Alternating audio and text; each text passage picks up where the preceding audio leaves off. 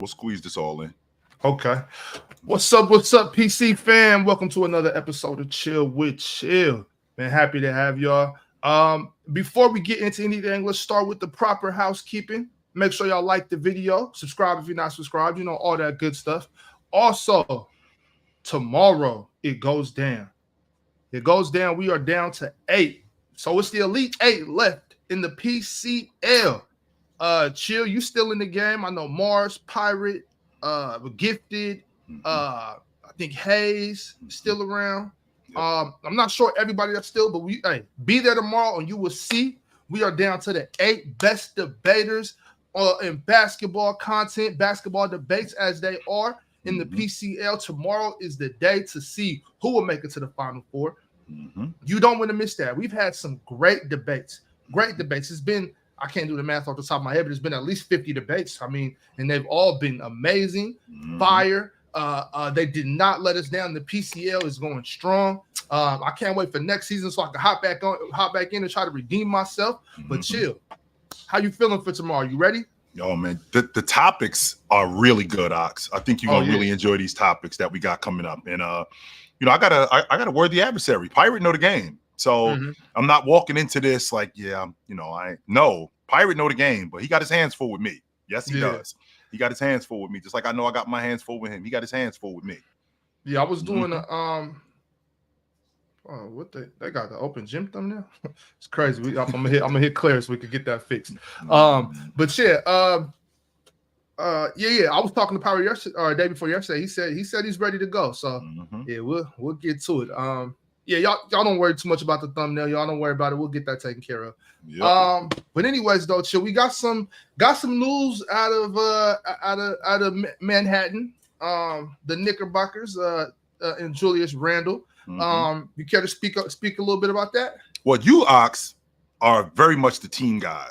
Very much. No matter what it is, I'll do it for the crew. Right. And I understand that. On one hand, I very much understand that, because if we got somebody on the crew that's integral on what we're trying to do, like, we need you, and we need you to do your job. The first part of being on the team, I can't help you do your job, Ox, until I do my job, right? I got to do my job first. So with that being said, we need all 15 of these guys to do their job. Julius Randle is an integral part of what we're trying to do here. He's not big in what we're doing. He's huge in what we're trying to do. I feel like he's the difference in what they're trying to do here. They just signed Landry Shamet yesterday. That's a pretty big deal. That's another long ball shooter and some more energy off the bench. But a guy like Julius Randle, I got a number for you, Ox. I'm not sure if you're aware of this, but in the 22-23 season, that was just barely over a season ago. In the 22-23 season, Julius Randle was responsible for 150 kickouts in the paint to guys for threes, and they made half of them. That's numero uno in the last 10 years. You know what? I am aware of that, but why I'm aware of that is because I was the other day. I like the days that you do Fluent and Chill is usually the days I load my vending machine. So I like to throw my headphones in and listen to y'all. And I heard you give that stat. Yeah. I was actually shocked. I was taken aback by that, because people try to say Julius is just a black hole. He's not. Right. He's not. He gets off the peel. And a guy like Julius Randle, who gets to the rim as much as he gets to the rim, who gets downhill as much as he gets downhill, that's going to be the difference in them winning and losing. And the reason why I say that is because he's one of the better rebounders on that crew, not just in the league, but on that crew. He's one of the better rebounders. And for him to get downhill the way he does, and to be a willing passer, to kick the ball out to guys like Miles, to get the ball to guys like Miles, to get the ball out to guys like Mikal, to get the ball out to guys like Brunson, and have those guys know that he is a willing passer and they can crack the long ball, because he's going to attract so much attention being the one-on-one player, getting to the rim, how he gets to the rim, drawing the kind of fouls that he draws. That's going to be huge for them, because if you think about the Boston Celtics, they were the best three-point shooting team last year in the league. How are we going to contend with them? Okay, well, we can't just play defense and slow the game down. We do have to score, but we can't get into an up and down game with them neither, because I'm not sure if we got the personnel to do that. But what we can do is we can compete at the long ball line. I'm not saying that we're going to do the same thing that they do, but we can compete at the long ball line. And a guy like Julius Randle getting downhill and kicking the ball out to guys like Jalen Brunson, kicking the ball out to guys like Mikal Bridges, kicking the ball out to guys like OG Anunoby, and making those guys viable at the long ball line because he's going to attract so much attention, that's going to be big for the Knicks. I think the Knicks are going to be a problem this year. And when I say a problem, I don't mean like they're scary, because I never bought into that. But if you think that you're just walking by them, you're crazy. On top of that, Ox, we're also talking about a Knicks team who, like I mentioned earlier about you, talking about a team guy, Julius Randle has already made it clear. I'm willing to do whatever it takes, which means that if you need me to play 30 minutes, if you need me to play 25 minutes, if you need me to come off the peel a little bit more, whatever you need me to do, I'm down to do it. And that tells me that, one, he recognizes what he's a part of, and two, he's a team guy. Mm-hmm. That's what that tells me more than anything. Yeah, I saw that, and I'm happy to hear him say that. I hope he's not just talking. I hope he means it, and I hope he's ready to buy into that system, because I do think if Julius Randle is ready to do what it takes to be a glue guy, because it's you got to worry about like how they're calling them the Villanova Knicks or whatever they're calling them, what they call it, La Coast, whatever they call them, and it's like you don't want it to be like, okay, it's these guys, it's these four, and then Julius and OG, and then Mitchell, and we want them to be, we want them to be cohesive. You know what I'm saying? So Julius could really be that glue guy. Him, Mikal coming over. You know what I'm saying? So I hope Mikal can come over there and just seamlessly fit in. And, I don't think he's a big ego guy anyway, so I don't think there's a problem with that. But I really hope, because, I have to tell you, if Julius buys in and becomes that guy, I do have the Knicks as my favorites in the East. Coach Mike Krzyzewski had a really good quote. He said, you as hot as you are, or as with the temperament that you have two abilities. You have the ability to heat the building or burn the building down. Julius Randle, in this particular situation, to your point, we're talking about a glue guy. You have the ability to put us together and have us become a unit, but you also have the ability to completely rip us apart. Right. And we don't want that, right? We want the former more than the latter, because if we get the former, we got a shot to win. We got a shot to win. And I can tell you right now, Ox, as much as you talk about the Sacramento Kings and how the Sacramento Kings aren't, I don't think, looked upon in the NBA like they should be. Ox, if the Knicks were to win the NBA championship, this is something that the NBA would be longing for, because this would be such a big deal for the league if the Knicks were to win the NBA championship. That includes the Lakers, that includes the Celtics. For the Knicks to win it and it be in New York, oh my goodness, this would just be, it'd be so good for the league. It'd be great. I would love to see it. I found myself liking a lot of different Knicks teams from the 2013 team, 2010 team. Obviously, when Allen Houston, Latrell, those guys, always a big fan of those teams. So I would love to see that. Definitely. I feel like with this Knicks team, I feel like what is necessary in order to win, I feel like they have it. I think that the problem when it comes to the Celtics, I feel like the problem is you get into a shootout with them, they're going to destroy you. So when you do have open looks, which Julius Randle is great at creating, when you do have open looks, you got to take advantage of those shots. When you are able to get downhill and get to the rim, you have to take advantage of that. And Tibbs, being the guy that Tibbs is in terms of a dirty work guy, in terms of a defensive oriented minded coach, I think that that's key to not make the Celtics play the way you play. Right. Not make the Celtics play the way you play. I'm sorry. Right. To not play the way that they play, because if you get into their kind of game, they're going to destroy you. But you still have to be able to do some of the things that they do in order to compete. Otherwise, you're not going to have a chance. You're not. Right. And I feel like this roster that they have, I feel like it's one of those rosters that has enough to be there. Right. Well, it's certain teams that you don't want to get into a shootout with. Yeah. Like I used to be so upset when I would see teams trying to get into a shootout with the Warriors. Talking about that group. It's like You can't shoot with these doing? guys. So No. to try to get into that type of shootout when, you know what I'm saying, you got a handgun and they got fully automatic, you know, assault rifles. You might have one fully automatic assault rifle. They got 10 of them. What are you doing?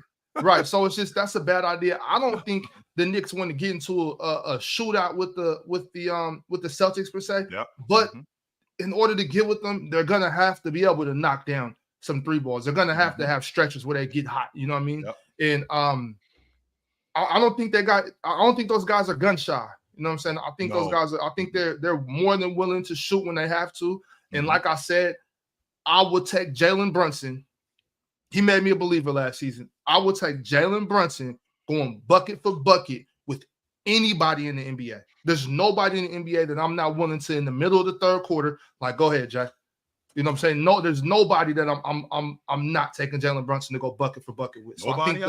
Nobody. Jason Tatum, LeBron James, Kevin Durant, Devin Booker, Booker, Doncic, Devin Booker, Mitchell, KD, nobody. I'm line them all up. Now, and with that being said, he might not win every battle, but I'll put my money on Jalen Brunson. You just like him in the ring with him. You just like him in the ring with him. Okay. Yeah, I know he'll stand in the middle of that ring and put his hands up and go from the shoulders with anybody. I'm fine with that with Jalen Brunson. Get with that. All right, so I think the Knicks have everything they need as long as they can stay healthy and Julius Randle can be a leader, a glue guy, and just buy into the system. I think they can win the East. Yeah. All right. But also there's been some news. I see a couple of guys in the chat were talking about it. Did you hear this news about AJ Griffin? Yeah, and it's good too, to be honest with you. Yeah, you think that's the right thing? And the reason why I say that, Ox, is for those of you guys that don't know, AJ Griffin, that's the son of Adrian Griffin, who used to coach the Milwaukee Bucks. He's considering not playing basketball anymore. If any of you guys know anything about basketball, we're going to talk about being a pro in a little bit. 90% of this is from here up.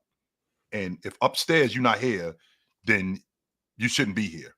And if you don't want to play basketball, and I don't mean go away. No. I'm not saying that at all. I mean, if you don't think that this is for you anymore, that doesn't make you soft, that doesn't make you weak, that doesn't make you any of those things.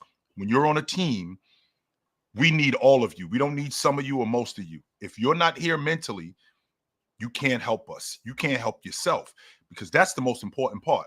In order for me to be on a team and be productive, I got to do my job before I do any of you guys, before I help any of you guys do your job. And if you guys can't depend on me to do my job because mentally I'm not here, I'm throwing the ball out of bounds, or I'm just going through the motions. I'm actually here, but I'm not really here, then I'm not helping us at all. And I think that your mental health, because being a pro athlete is very difficult. Very difficult. This is why when I think about AJ Griffin going to school, this is why I feel like school is so important, Knox. I do. I feel like school is so important because it helps you develop as a man. This kid is 19, 20 years old, and he's going into an adult world, which a lot of these kids aren't ready. They're not ready to do that yet. And for him to say that, you know, I'm not sure if I want to play basketball anymore. I don't know if that's true if he's at Duke. And he's in year 3, and he's going. He went one and done, right? He was only one year at Duke. I don't know if that's true if he's at Duke and he's in his junior year, and Duke is the preseason #1 team in the country, and he is a consensus first team All-American. I don't know if he feels that way. Now, that doesn't make.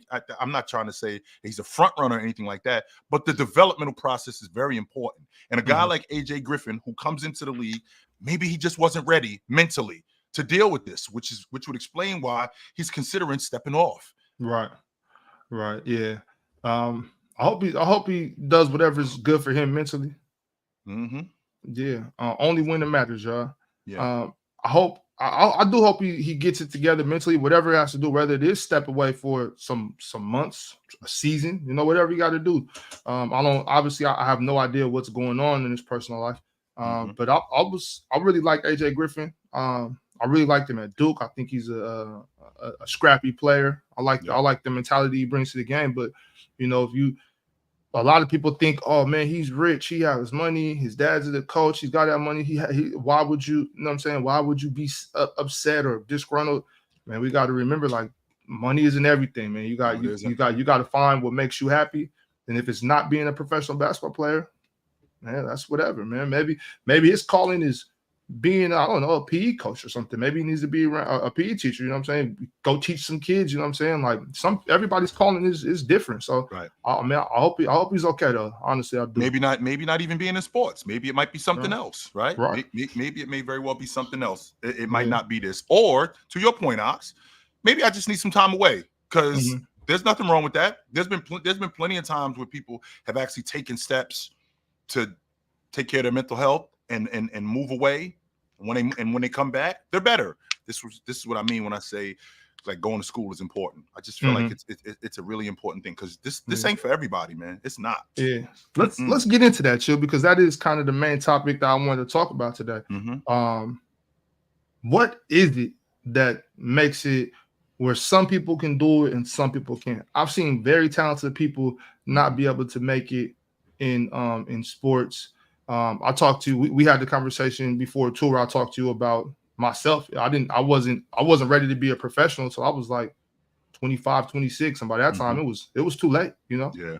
You know what I mean? So I want to kind of get into that. Like, why is it that some guys, and do you know of any guys maybe that you could speak of as an example of guys that maybe weren't that great, but stuck in the league for a decade or two, or not two, but a decade, or guys that were amazing talents that couldn't last? Right.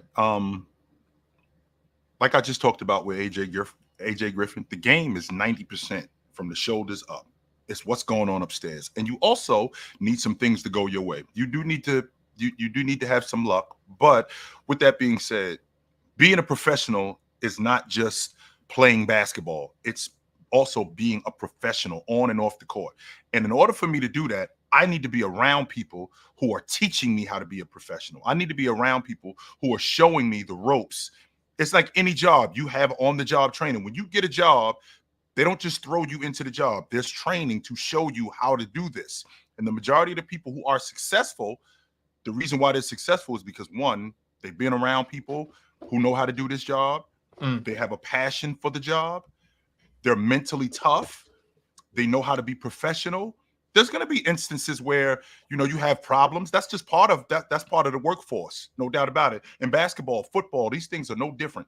But when you're in a space where you have to be a professional, it's not for the weak. So a guy like myself, for example, I grew up around professionals, as you know, and with these guys being who they were, I had to learn how to be professional. And there were times when I faltered because I just thought that it was about basketball, when in reality it's not. You do have to know how to play the game. You do have to know how to be around other people. You do have to know how to have a temperament when it comes to people. A guy like Damon Jones, who isn't ridiculously talented, but Damon Jones was able to play over 10 years in the NBA. When you see this guy, like, how did this guy end up staying in the league for as long as he did? Well, he knew specifically what his job was.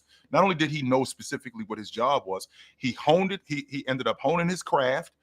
In the process of him honing his craft, he also did the other things off the court. He would do things like invite coaches out to dinner, develop professional relationships with coaches, develop professional relationships with the front office. Now, some people will hear that and say, yo, that's brown nose and that's kissing ass. No, it's not. Right. What it is this being professional and understanding the game. That's how you stick around for as long as a lot of these guys who you can't really understand how these guys stick around for as long as they did. Kevin Ollie is another example. Kevin Ollie wasn't a ridiculously talented guy. Kevin Ollie played over 16 years in the NBA. And why? Because Kevin Ollie understood how to be a professional. Kevin Ollie understood what it takes to be a professional, working out every day, developing relationships with people, being on time, not just being on time, staying in the gym, being respectful. All of these things matter when you're talking about being a professional, as opposed to, yo, I'm super nice and I'm just gonna stick. Like a guy that used to play for the Trailblazers, who I think about all the time, Mox, dude named Dontanio Wingfield.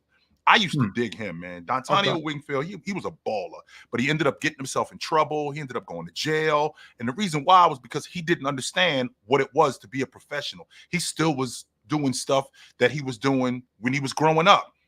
I'm not that anymore. I'm a professional now, and I got to conduct myself like a professional. So what I found out, my grandmother told me this when I was a kid. She said, on your way to where you're trying to get to, you're gonna have to leave some people behind. And I know you're not gonna like it, but it's gonna have to be this way in order for you to get to where you're trying to go. And that was hard.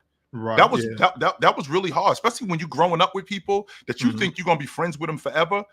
to have to leave these people behind, that was really difficult, man. That was really hard. But I was able to do it. I wasn't able to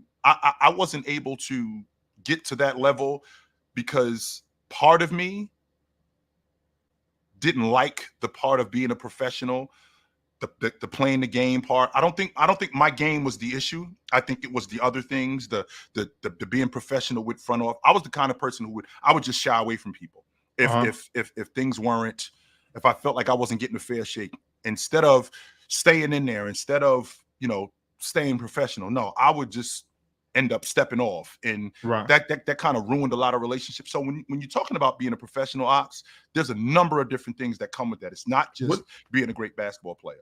What do you think are some of the major distractions for young players?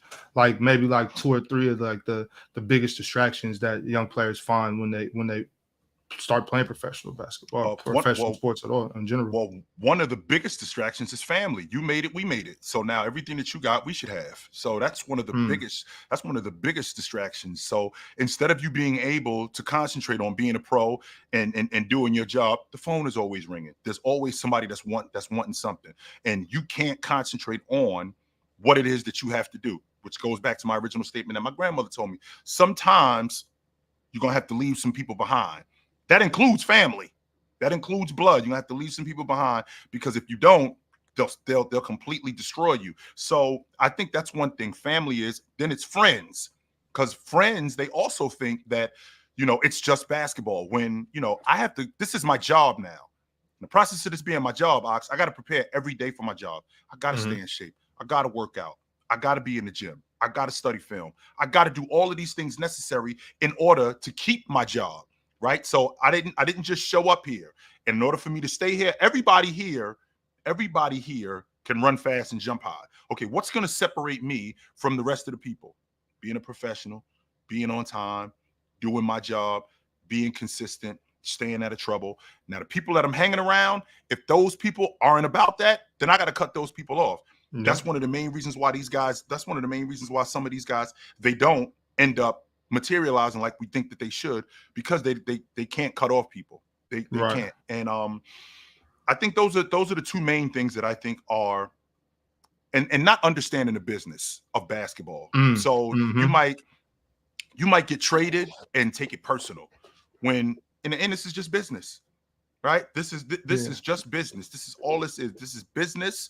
And guys get traded all the time. And that doesn't mean that it's an FU. It's just this person might fit better here than you. That doesn't mean that you can't play. That just means that maybe there's a different place for you.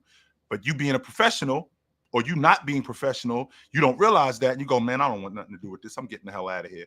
When in reality, it would have been a great thing for you. I'll give you a prime example, Ox. I was in Ireland, and I was playing for the Sligo Stars. And it turns out, it was in the middle of the season. They wanted me. There was a team in Waterford that wanted me instead of Sligo.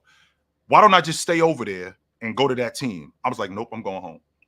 Instead of just staying there and being a professional at that time. That's the kind of stuff right there that separates you from other people. And I didn't do that. And I regret that. I definitely, that's one of the things that I regret. I should have stayed over there. Right. Yeah. And where do you think like people learn the professionalism most? Do you think like guys pick it up better in college, or you think guys pick it up when they leave early and they pick it up from being around other professionals and seeing like, okay, I'm watching, like for instance, like how Charles Barkley talks about with Moses and Dr. J and what he learned from them. I wonder that sometimes, because like how we were talking about with AJ, maybe it wouldn't be so rough if he was still at Duke. I wonder where the guys pick that up most. Is it in college or when they go pro? It could be in both spaces. It could be in college where, I'm a freshman and this team is a bunch of juniors and seniors. Okay, well, these guys are going to show me how I can get to where they are. Even though I might be the best player on the team, they still are going to show me the ropes in terms of being a big-time college basketball player. Because, again, I just came out of high school. So a guy like Cooper Flagg, who is probably the best player on that Duke team, he's going to have to learn from the seniors and the juniors. about how to play, how to. This is what I'm talking about, Ox, when I talk about being a professional. How to conduct yourself. What time I got to be to class. Not only what time do I have to be to class, what time is practice, what time the bus leaves. I got to go to study hall, things like that. This is the kind of stuff that is important to recognize. So when I get to the NBA and I'm on a team with a bunch of vets, understanding that, well, how do I do that? I feel like it's a mentality more than anything. Do I want to learn this?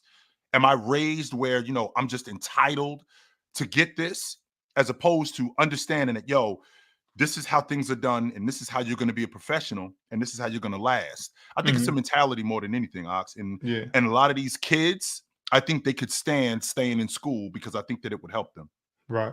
Too, it also starts young too. It starts in the house too. And that's I really implore us parents to give our kids more responsibility. You know what I'm saying? Let them figure out things for themselves. I would say when I was younger, my mom used to, when I was, until probably about 13, my mom was, really, I would say kind of have me and my sister like, no, don't do that. This, that. We'd be like, okay. So we didn't have to figure out stuff for ourselves until we got a little older. And I tried to teach my kids certain things I didn't learn until I was 19 years old, 20 years old, and my kids are pretty young. But I'm like, no, you gotta know this stuff. This stuff is very important. You know what I'm saying? Because one day I'm not gonna be here to do these things for you. You know what I mean? And I see a lot of parents. It's a difference, when I'm dealing with these kids and parents. There's a big difference between the kids who have parents that do one thing and kids who have parents that do another thing. And you can see, like, man, that kid right there, no matter what they do in life, they're going to be good at it because they know how to grind. They know how to figure it out. You know what I mean? And so I think it starts really young, being a professional and just being able to handle yourself and being self-aware. Self-awareness is huge. Self-awareness is a huge thing when you don't realize how you're presenting yourself to other people. You're just moving around. Oh man, child, I think about that all the time. Like, man, if I could have just figured that out 5-6 years earlier. But this is what you look like to people. This is who you are. This is what you look like to people. And if you knew that 5-6 years ago, it's essentially, I do this to myself all the time, Max. Like, if you could talk to you 30 years ago, what would you tell you? What would you tell you? To be honest with you, I remember that dude 30 years ago, and you couldn't really tell him much. Right. You couldn't really tell him much. So the only thing that I would tell him is, this is what it looks like today. This is you. This is you 30 years from now. This is what you look like. So and life is beautiful. You know what I'm saying? As long as as long as we're blessed to keep breathing, keep waking up the next day, we can still always get better and learn from our past. So that's the beautiful thing about life. We're still, as long as we're breathing, we're still young. Just keep pushing. Yeah, keep pushing and keep going. I love this topic though. I love this topic thinking, because I see guys like, no disrespect, but like Garrett Temple. And I'm like, he's on the Toronto Raptors roster right now, right? I think we're in like year 15 or 16 with him, something crazy like that. Right. And I mean, honestly, as far as I'm concerned, he's always been a bum. Like on the court. But he is a great teammate, a great leader, a great locker room guy, somebody that you want on your squad. A lot of people say this about Harrison Barnes. I think Harrison is a little better than people give him credit for. Yes, but still, that this guy, he brings something to the team, and he brings something to every city he goes to. Like when you hear Mark Cuban in Dallas, the people in Dallas talk about him, they love Harrison Barnes. We love Harrison Barnes in Sacramento. So it's just just being, bringing value. A prime example is the guy that you just brought up. Because just so you know, Ox, we all ain't gonna average 30 a game. We all ain't gonna average 15 rebounds. We all not gonna average 10 or 12 assists. We all not gonna average 1, 2, or 3 steals. No. Okay, what else can you do to help us? What else can you do? And goes back to what you just got finished talking about. Self-awareness is very important to understand exactly what value do I have in this league. Okay, I'm not a 22 a game guy. All right, I'm not a 19 to 22 a game guy. Okay, I'm not a lockdown defense. Okay, what exactly can I bring so I can stick around? Okay, I can be a professional. I can play some defense. It also luck has a lot to do with this too, being in the right place at the right time. But with that But with that being said, it's also me recognizing who I am, how good I am, what I bring to the table, and recognizing that right from the beginning and honing that craft. Dennis Rodman is a prime example of that. Dennis knew right from the beginning, I'm a dirty work guy. Even though I averaged 26 a game in college, I'm a dirty work guy. My job is in order for me to stick in this league, I'm going to defend, I'm going to rebound, I'm going to be one of the hardest working guys in the game. Mm-hmm. You know what?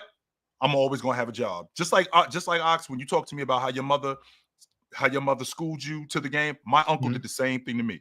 My uncle told me when I was a kid, he said, Jermaine, if you can defend and you can rebound, they'll find run for you. No doubt. I don't care what else you do. They will find run for you. If you can play defense and you can rebound, you will be on a team and they will find some playing time for you. No doubt. That's a fact. That's a fact. So all you youngsters that's listening, man, if you're still playing ball, get in that stance, move your feet, play defense with your feet, not your hands. You'll get on the floor, box out, get the rebound. You'll get out there, no doubt. Yes, and you can work on the other things outside of that, and you'll be okay. You'll always have a spot on somebody's roster, no doubt. Let's open up the lobby real quick. We have a special guest, somebody that I never expected to click this link again. Mike, is that you? Guess not. You're muted, Mike. Yo. What up? Yo. I don't know. We Y'all can hear me? Yeah, we can hear you. All right. So I came up here to talk about Tatum and SGA in the mid range. We've been over that already, Mike. Mike, we've already been over that. You got something else, Mike? We've already been over that, Mike. So hold on. When we been over that? We've been over that months ago. So we've been over that. Nah, when you said it, they just moved on. Y'all ain't never talk about it. Yes, we did. We've been talked about it. We talked about how Shai Gilgeous-Alexander shot over 50% in the mid range. Jason Tatum barely shot 40% in the mid range. We've been over this already, sir. Yes, we have.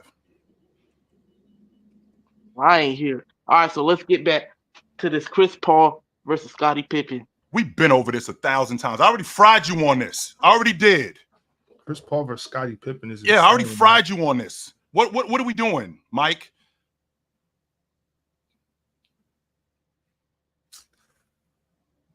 All right. Well,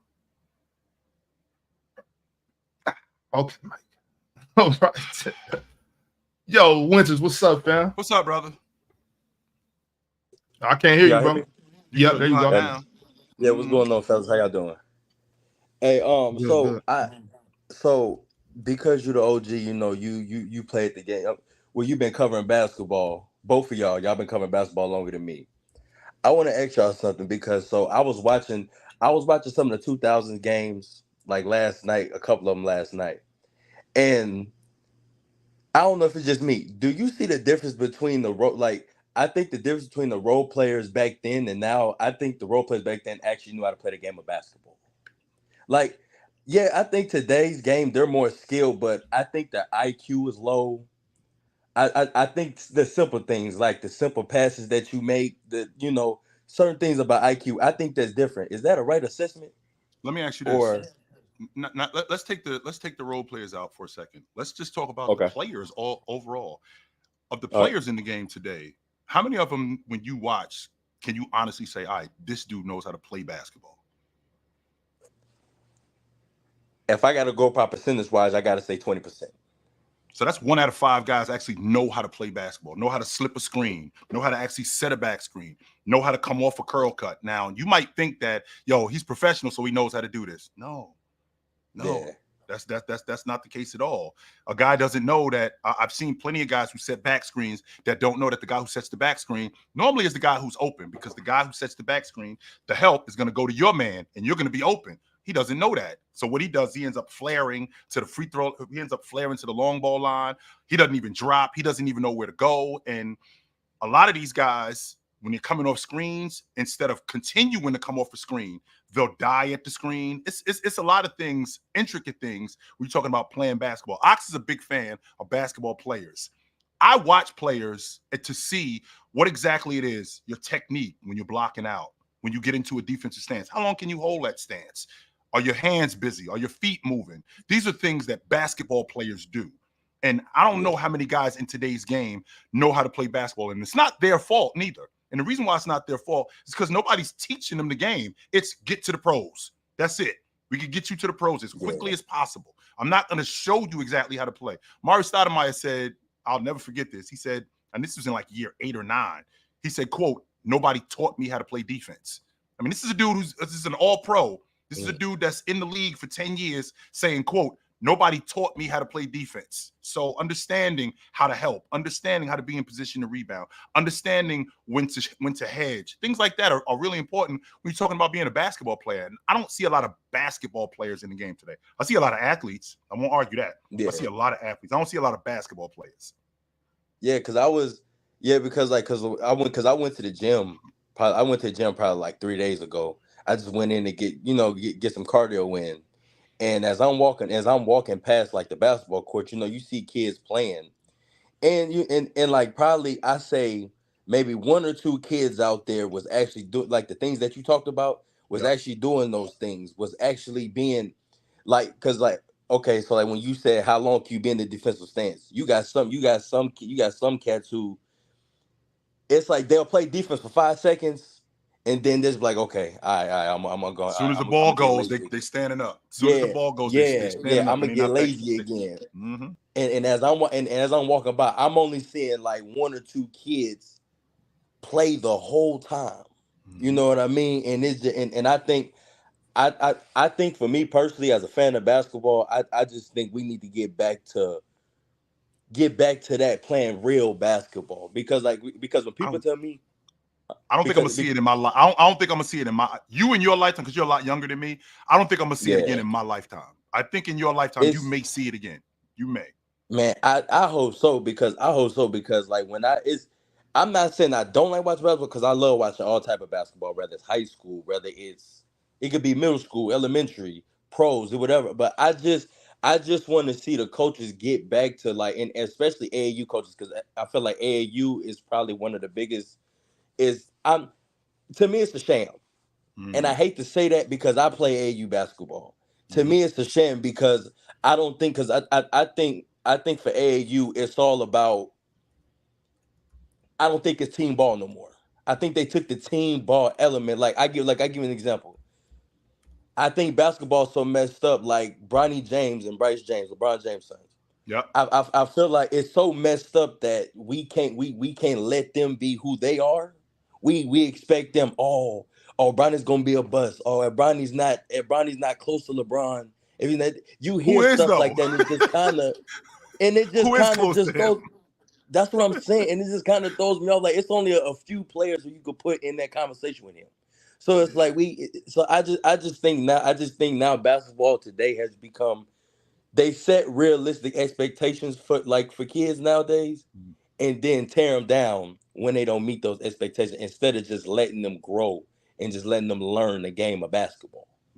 Yeah, absolutely. So good to talk to you, bro. I appreciate you. For sure. Yes, absolutely. Appreciate your insights, fam. Yes, sir. Good to talk to you. Appreciate y'all. Mm-hmm. Yeah.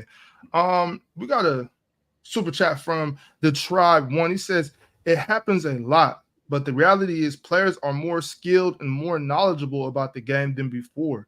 There are teachers, not all good though. Are they though? Are they more skilled? More skilled. I'll give you more skilled. Yeah, more knowledgeable though. You would think that they would be, considering the information age that we live in. But then I got to listen to Anthony Edwards say the guys aren't skilled back when Jordan played. So are they more knowledgeable? And this is the same dude who said, I didn't see it. So he's not taking advantage. He's not taking advantage of the information age that we live in. So, I mean, are they more knowledgeable? Because the information is there. The information is 100% there for these guys to be better. 100% it is. I do think that players now are more just reliant on just ability, you know what I'm saying, skill, because there's guys are training at such a younger age, being able to do different things that I wasn't learning until, I don't know, 14, 15 that they're training now when they're 9, 10. And it's like now instead of learning how to play basketball, they're learning how to dribble and shoot further and spin and jump off of one leg and step back and, different, it's kind of like playing less and just training more. So I think that's where it's like, okay, now you know how to do that, but do you know when to do that? Do you know why to do that? Do you know why you're learning how to do this and when to apply it? Actually, we talked about that before, Chill, where it's one thing to learn something, it's another thing to learn how to apply that. So, right. The Tribe One came with another one and said, it's a myth that players of the past knew more about the game. They simply played more within their role because they didn't have much skill. That's just not true. I mean, the example that I just brought up, which is Dennis Rodman. Dennis Rodman averaged 26 a game in college. So it's obvious that he could score, right? He obviously could score. So it's not like he couldn't score, but his ability to do the other stuff, he knew that. Okay, this is what is going to help me stick here. I can do that other stuff. If I'm in another situation and they ask me to score more, knowing Dennis, knowing his work ethic, he may work on other things, but he did have that skill where he could score. So with that being said, I mean, those guys were skilled back then. Now, are they more skilled today? I won't argue that. I won't argue that. It's a way different game today. But guys were skilled, no doubt about that. Yeah, 100%. Don't make excuses, Mike. You had a terrible showing. Do better, bro. Do better. Who we got next? We got H. What's up, H? Yo, salute. What's H good Money, to the H panel? Money boxing. You already you know. Hey, I'm a boxing guru. I'm just a guru. When it comes to sports in general, we got Canelo Alvarez fighting tonight versus Edgar Berlanga. Watch out for Jerron Boots Ennis. Canelo fighting tonight? Yeah, Canelo fighting tonight. Yeah. Canelo fighting tonight. I did not know he was fighting tonight. That's dope. Okay. I did not know that. Yeah, but I cover all sports, you know what I mean? But I'm gonna just let you guys know right now. The Houston Rockets are a future dynasty in the NBA. You know what I mean? With Jalen Green, Reed Shepard, Jabari Smith Jr. You know what I'm saying? The center, he remind me of Jokic, the Joker.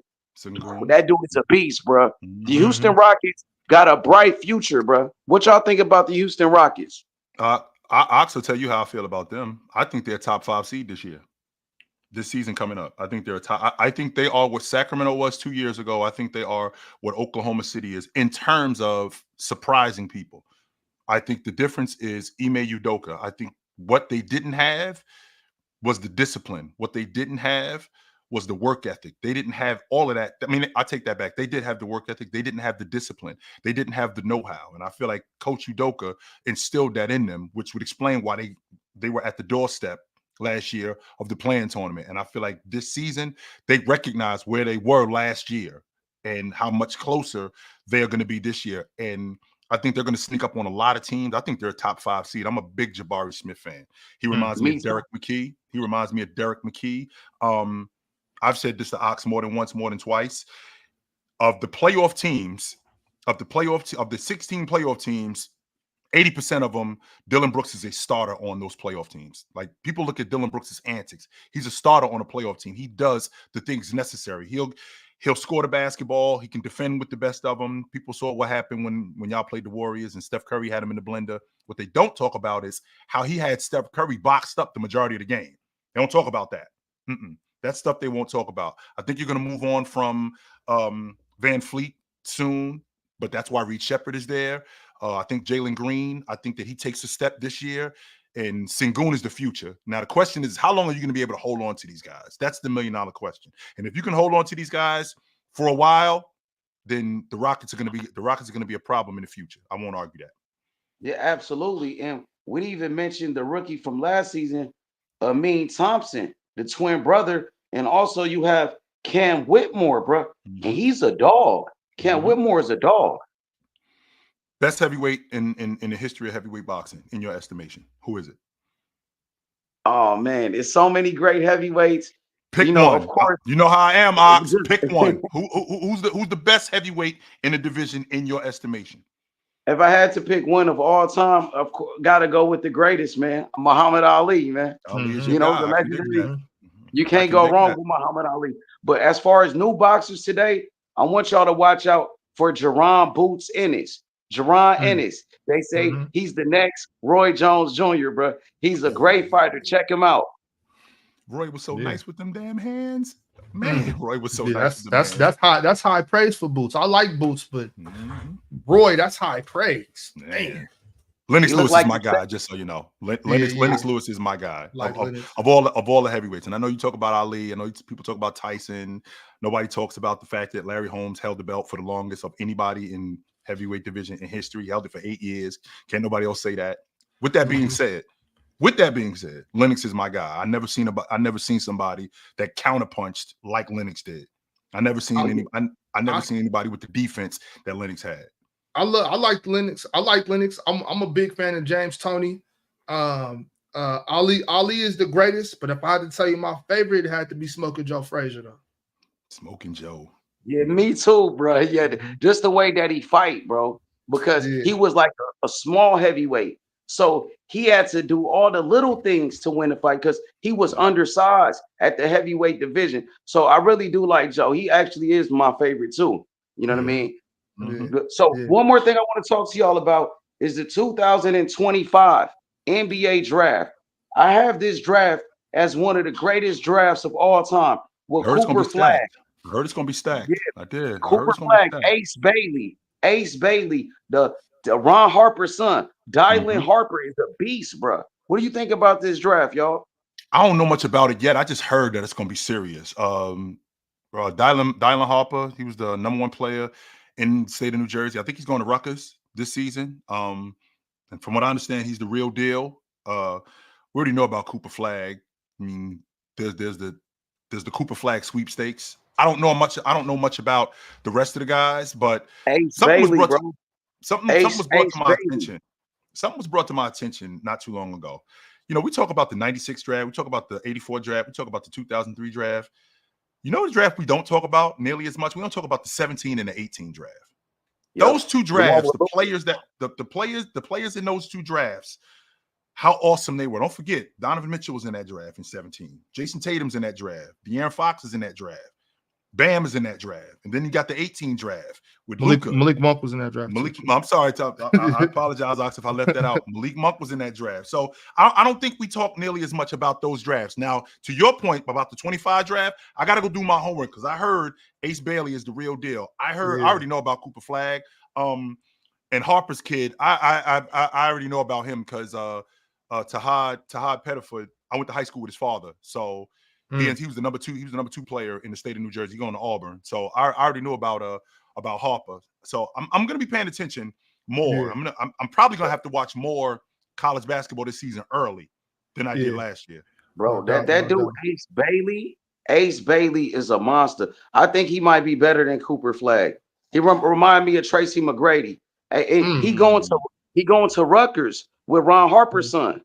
Dude, that dude Ace Bailey, I'm telling you, is the truth, bro. He amazing, bro. I'm gonna have to check them out too. I've been hearing really high praise about Ace Bailey, so I'm gonna definitely look into that too.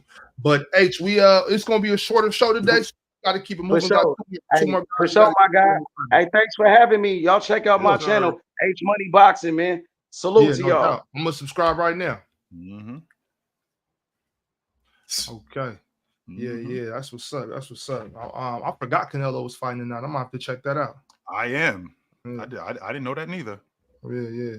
Okay, we got Z Greatness in the building. What's up, Z?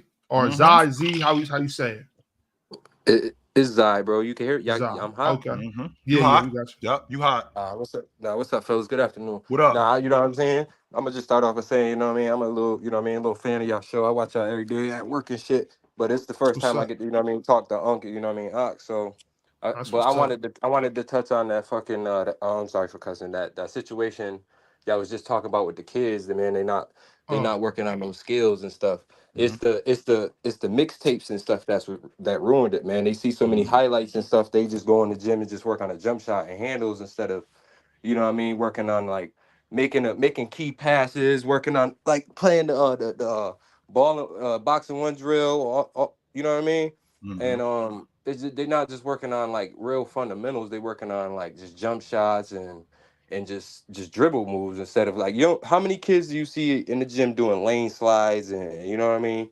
Right. You know what I mean? The X drill going across the court, you know what I mean, sliding your feet. You don't see that. You don't see that too much no more. No, you and don't. you know what I mean. I'm fairly young, so like I feel like I was, you know what I mean, one of the last generations that grew up wearing our basketball shorts under our jeans and stuff. Like we used to do that. We used to do that every day in school. You know what I mean? We used to go to we used to have this teen center at this elementary school where they used to let us in the gym, or we'd go outside if they couldn't let us in the gym. You know what I mean? Kids now, you don't see no kids outside at the park. We call that, Ox. If a game break out, we prepared. That's why you had them jeans on under. That's why you had them shorts on under your jeans, just in case a game broke out and you was ready. Shoes, we kept the shoes in the book bag. You know what I mean? Just in case. We used to tie them together and hang them on the strap of your backpack. Hang them right here. They just be swinging. So you say the wrong thing, we'll get to it right there. Yeah. Nah, man. I just feel like, you know what I mean. That kind of like the mixtapes. The what is it? What mixtape? Like what is it called? I can't think of it, but them all them hoops, the hoop home team hoops and all that, Jelly Fam, I feel like that ruined like a lot of like real basketball players, because you don't see too many, like you see a lot of highlights and stuff like that, but you don't see too many defensive highlights of these dudes or like it's just, I feel like the basketball pretty one-sided now, more so than anything. Like you don't see too much like when's the last more complete players is what you're saying. Like we don't see that. You don't see that nearly as much as you did back then, and that's largely due to what the game is today. Like if you can't shoot the three, then you can't play. If you can't handle the ball and throw the ball between your legs 6 or 7 times, you can't play. So the guy that's in the middle, that guy, he can't play. When in reality, Derek White is one of the real reasons why the Boston Celtics. That's who I was just about to mention. OG Derek White, right? Like perfect player. You could transport him and put him in any era, anywhere. He plays perfect basketball. He doesn't turn the ball over really. He makes bonehead plays sometimes, you know what I mean? But for the most part, him, Drew Holiday, those guys, you don't really see too many of those guys anymore, especially like Drew Holiday. Yeah. All right, brother. Good to talk to you. Definitely. All right, man. Appreciate you, fellas. No doubt. All right, I appreciate you. Okay. We got one more guest before we get into this list. Chill, you got a top 10 guards list, correct? I do. We need to get that. We definitely need to get that. I'm gonna let Once come up here real quick, and then we're gonna get to that list. I know the people want to hear your top 10 guards list. We're doing the top 10 guards list from today, not all time. I'm talking about going into this season. We're gonna get it. What up, Once? Yo, what up? Can you hear me? Yep. You hot. All right. I want to talk about the I forgot what his name was, but he asked you about the IQ from multiple different eras. I don't think it's relevant to have that dialogue comparing different players' IQs from different eras, because the game has changed.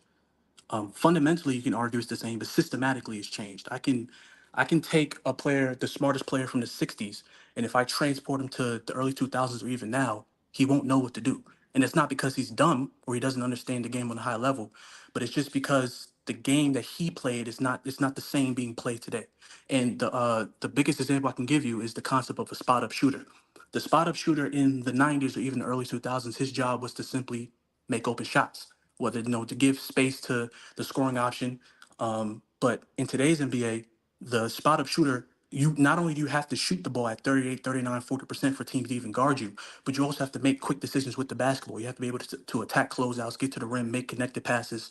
So I think having that conversation is frankly counterproductive, because you're not taking into consideration the difference in philosophy and the structure of the game today compared to other eras. I think that on some level that's true, but I think that on other levels, I think you're discounting what the basketball player is and a guy who can adjust. So like you talked about with a player in the 60s coming into today's game, like he wouldn't know what to do. Sure, he would know how to screen. Sure, he would know how to slip screens. He would still know how to handle. He would still know how to block out. He would still know how to get rebounds.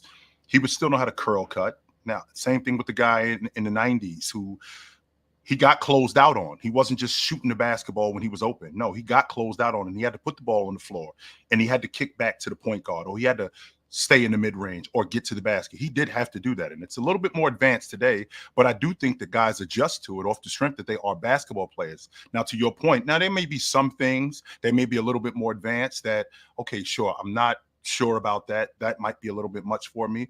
But for the most part, as a basketball player, I can adjust to things. From an athletic standpoint, I can adjust to things. And from an IQ standpoint, there are things that I see in the game that, okay, this is familiar. I do know how to back screen. So instead of popping out to the wing, okay, I'm going to pop right to the basketball. So instead of curling, I'm going to drop. So these are minor adjustments that I think can be made as a basketball player. And these are people who know how to play basketball. Like, what we're not going to do is we're not going to talk about people who don't know how to play basketball. I think that's what the difference is. Right. That's why I said fundamentally it's the same. Everything you brought up are basic fundamentals of basketball that I think everyone should know. But when I say systematically, I'm talking about the structure. The way offenses are being ran today is so much different than it was before. And if we're talking about a guy who's supposed to be a ball handler or a defender, there's certain things that he has to adjust to. One example being the 3-second rule. Uh, that didn't necessarily exist in the 60s. And you fast The forward to the 70s neither. or the 70s, yeah, the 70s, Mhm. the 80s. So there's certain rules, there's certain technicalities that you have to adjust to. So I do agree with you in terms of the fundamentals. But I also want to talk about, that's not the only thing I came up here for. I also want to talk about the Knicks. You guys were talking about my Knicks earlier. In terms of Julius Randle, what spaces on the floor do you think he'll be most effective if he were to adjust his game? Getting in the paint. That's Okay. going to be the difference. Getting downhill and getting in the paint, because guys aren't going to crowd him. But I think he's got a respectable enough shot where he can knock that down and keep the defense honest. I mean, he's not averaging 23, 24 a game because he's just barreling downhill. No, he can knock down the long ball, not at 40 or 50% clip. No, he's not doing that. But I think he's a respectable enough jump shooter where you do have to honor that. But I think getting downhill and getting in the paint, I think that's going to be the difference. Yeah. Once we got a hard cutoff, bro. I do got to let you go. We only got an hour show today, fam. Mm-hmm. But shit, my bad. But appreciate you pulling up, fam, for sure. Mm-hmm. All right, for sure. All right, Absolutely. Bro. Yeah. Let's get this list. I got Breezy up here. Breezy, I'm gonna have you stay up here with us. Watch your does this list, and you could do a live react to it. Copy. So real quick, Ox, I got 10 guys. I got 10 guards. The 10 best guards I think are in the game today. This is guards. This isn't point guards. This isn't two guards. This is the 10 best guards I got in the game today. At number 10, I got Damian Lillard. A lot of people slept on Damian Lillard. Yeah, a lot of people slept on Damian Lillard. I still think Damian Lillard is the same dude who in 2023 was an all-pro. He was third in the league in scoring. At number 9, I got your man, De'Aaron Fox. I love De'Aaron Fox, man. His ability to get downhill, how he gets to the rim, and also his ability to get other people involved in the game. I love that about him. At 8, I got Trae Young. I'm still trying to get a satisfactory answer on a dude. I'm trying to get a satisfactory answer on a dude that is 25, 26 a game and 10 assists, and it's not an all-pro. That's not an all-star. I think I understand what Atlanta's doing. Atlanta's doing I think they're doing a disservice to him and to the organization. I think they can do a better job in figuring that unit out. At number 7, this might be a little bit tricky for a lot of you guys, but Anthony Edwards. Anthony Edwards has some holes in his game, but Anthony Edwards, I think he's got a huge upside. I don't think Anthony Edwards got a good upside. I think he's got a huge upside. I'm on record saying I think in 5 years, I think Anthony Edwards is going to be the best guard in the game. I don't think he's there yet. He's still got some work to do. At number 6, I got the second best 2 guard in the game in Devin Booker. Devin Booker, we all know he's an elite one-on-one player. Great at creating space. Excellent in the mid-range. What surprised me with Devin Booker was his ability to guard on ball. I saw that in the Olympics. I'd like to see more of that this upcoming season from him. At number 5, I got Donovan Mitchell. I think he's the best 2 guard in the game. I think he's got an elite mid-range jump shot. He's really good on defense too. People don't give him a lot of credit for that. One of the better off-ball defenders. One of the better shot creators for others and playmakers for others too. I don't think that we talk nearly as much about that with him.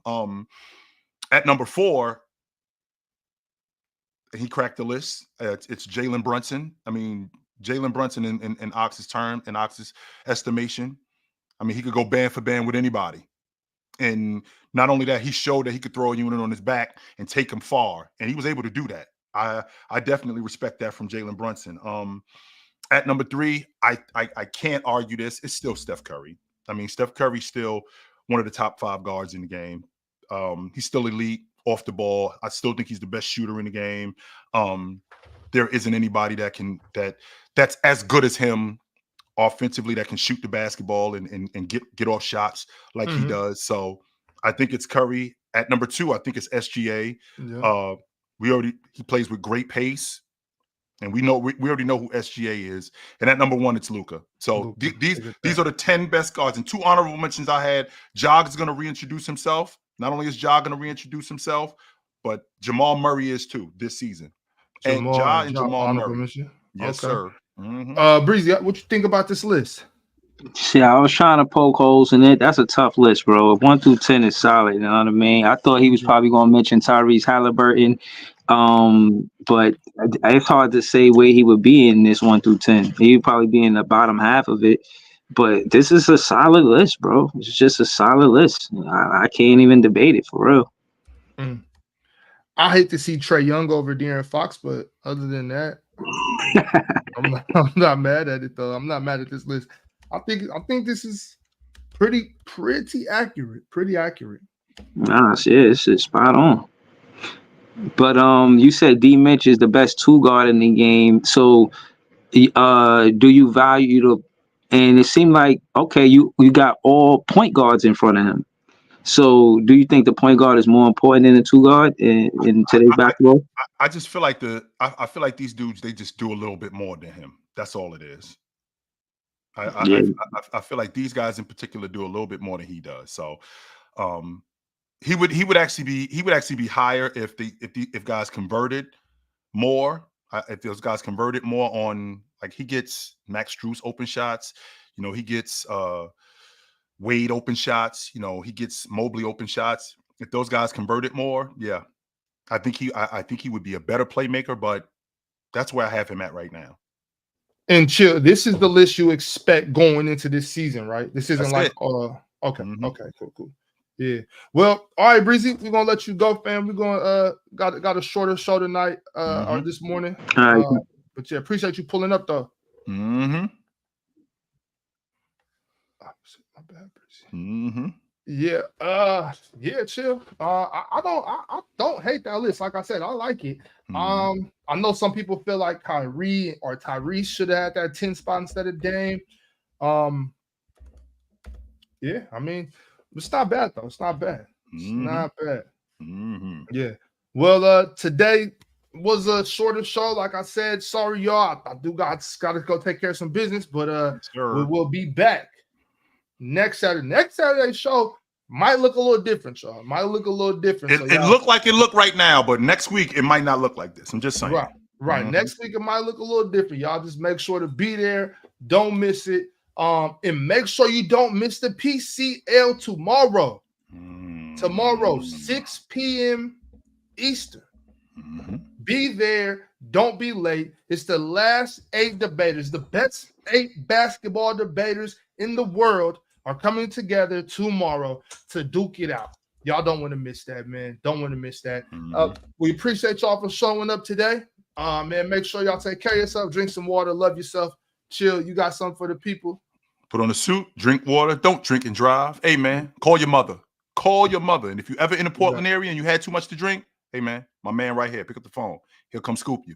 He will not leave you out there. Yep. Until then, we'll see you guys soon. Take it light, but take it. All right, y'all. That's